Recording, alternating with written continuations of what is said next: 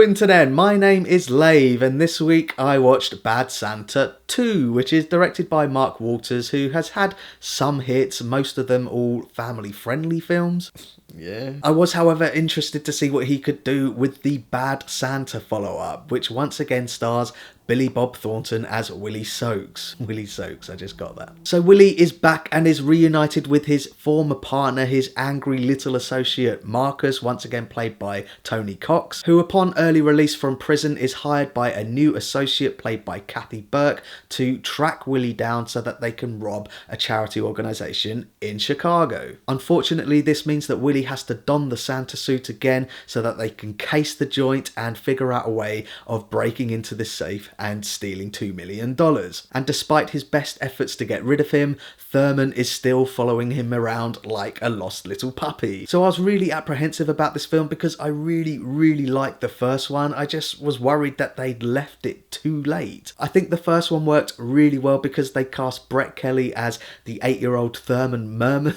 It's such a good little performance and I really liked the dynamic between the two, and I just wasn't sure if they were gonna have that same chemistry now that Thurman is 21. But I have to say that Thurman, once again, is the heart and soul of this film. It's his ignorance and innocence that ultimately leads to Willie's redemption. Billy Bob Thornton is great as the foul-mouthed, pervy, drunk, delinquent, unreliable Santa, but there is a sense that his character has been toned down in this one. In the first film, I really bought that he was an alcoholic, and in this one it feels like it's been watered down a bit. Don't get me wrong, he does have his drunk moments and he still swears a lot, but it just wasn't as convincing as the first one. But as I say, it's his relationship with Thurman that is the beating heart of this film.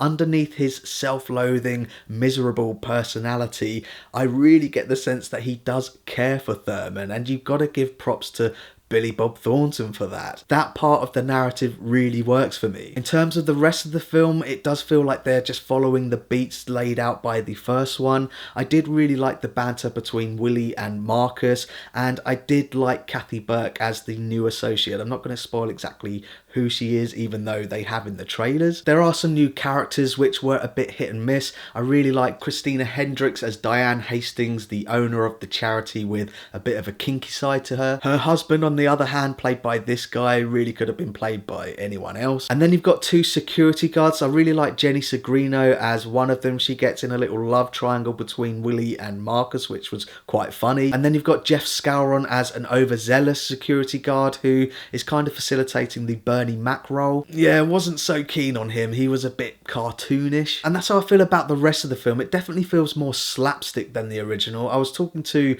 my mate as we walked out, and we just felt that if they were going to improve on the original, they should have made it more darkly funny. Don't get me wrong, there are a shit ton of swear words and shagging and debauchery. It's all there, but it does feel like that a lot of the jokes have been recycled from the first one, which is fine, I guess, but jokes aren't as funny the second time around. Having said that, there are some really funny moments in it. I really like the present that Willie gets Thurman on his 21st birthday, which introduces a character from the last film. I thought that was brilliant. And I also like the fact that Willie is still suicidal and some of his attempts to kill himself go hilariously wrong, but the rest of the jokes do feel like they're just doing a greatest hits of Bad Santa. So that's my thoughts on Bad Santa 2, and pause the video if you want to take a closer look at my enjoyment tracker now. As soon as the film finished, I turned to my mate who is a huge fan of the original Bad Santa and I said, "What do you think?" And he said, "Oh, it was never going to be as good as the original, was it?" And I was like, yeah. But I suppose the film met my expectations in that respect because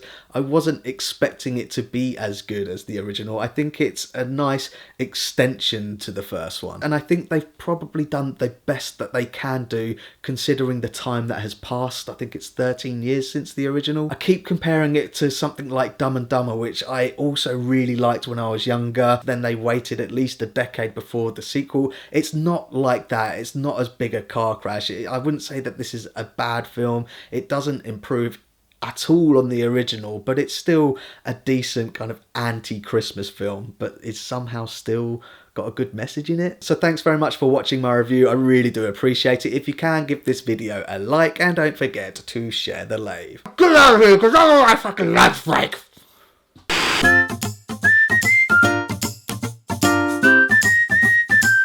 subscribe.